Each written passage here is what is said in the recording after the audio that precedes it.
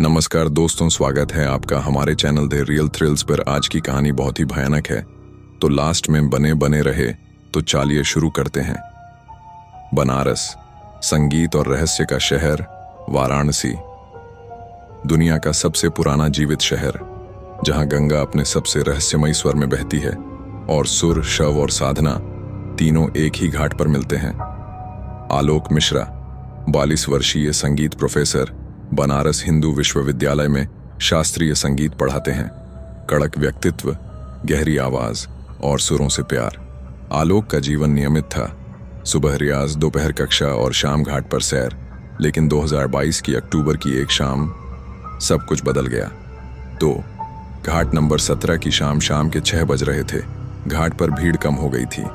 पंडे, भक्त और विदेशी सैलानी धीरे धीरे तितर बितर हो रहे थे। आलोक अकेले बैठे घाट की अंतिम सीढ़ी पर नीचे देख रहे थे। गंगा का पानी हल्का धुंधला और शांत था।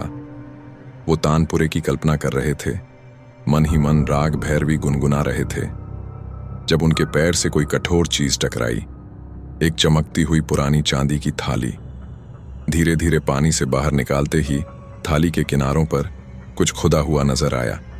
श्री भैरवी माता, भोग त्वम पश्यसि। आलोक का माथा सिकुड़ गया। ये संस्कृत वाक्य पहली बार उन्होंने सुना था। उन्होंने थाली को पलटकर देखा।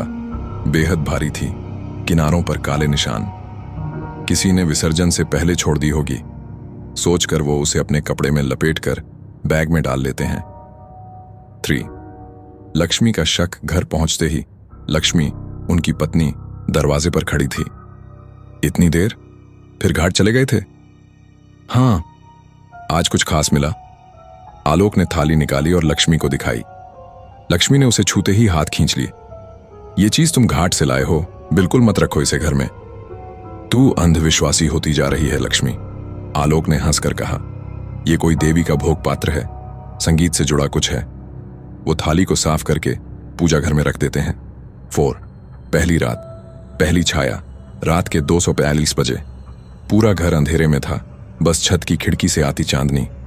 अचानक घर के अंदर मृदंग और तानपुरा की बेहद धीमी आवाज शुरू होती है। आलोक का शरीर हिला।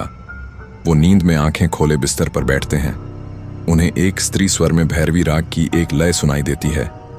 ताना धीम, ताना धीम। फिर एक धीमी सी आवाज, थाली खाली मत रखना, भूख लगती है मुझे।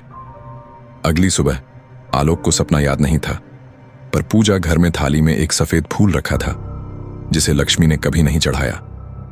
5 पार्वती की दस्तक। 3 दिन बाद लक्ष्मी ने घर में काम के लिए एक नई नौकरानी रखी। पार्वती 60 साल की, चेहरे पर हल्की झुर्रियां, सिर पर पल्ला और आंखों में कुछ अजीब चमक। पहले दिन ही पूजा घर में झाड़ू लगाते हुए उसकी नजर थाली पर गई और वो वहीं बैठ गई। उसने धीरे से थाली के सामने सिर टेका और बोली, मां फिर आ गई, मां भूखी होंगी। लक्ष्मी चौंकी। क्या कहा तुमने?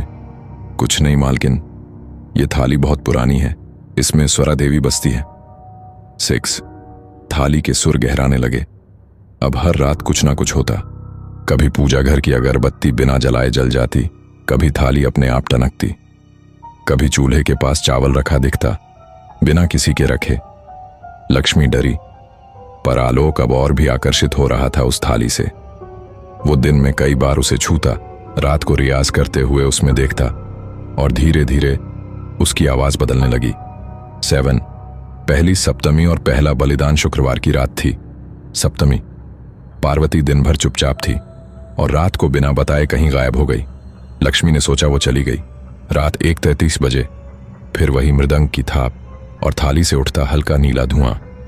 अगली सुबह पूजा घर में थाली के पास पार्वती की लाल साड़ी का टुकड़ा और एक पुरानी लोहे की कटार पड़ी थी। दीवार पर हल्के अक्षरों में लिखा था, स्वाहा सप्तमी प्रथमा। 8 गुरु हरिहर नाथ का खुलासा। लक्ष्मी भयभीत होकर बनारस के तांत्रिक गुरु हरिहर नाथ से मिलने जाती है। गुरु ने थाली को एक नजर देखा और तुरंत हाथ जोड़ लिए। ये देवी भैरवी की राग आत्मा है। यह थाली हर सप्तमी को एक बलिदान लेती है। 7 सप्तमियां, 7 आत्माएं, फिर शांति। लक्ष्मी के पैर कांप गए। 9 और उधर आलोक, अब वो और बदला बदला लगने लगा।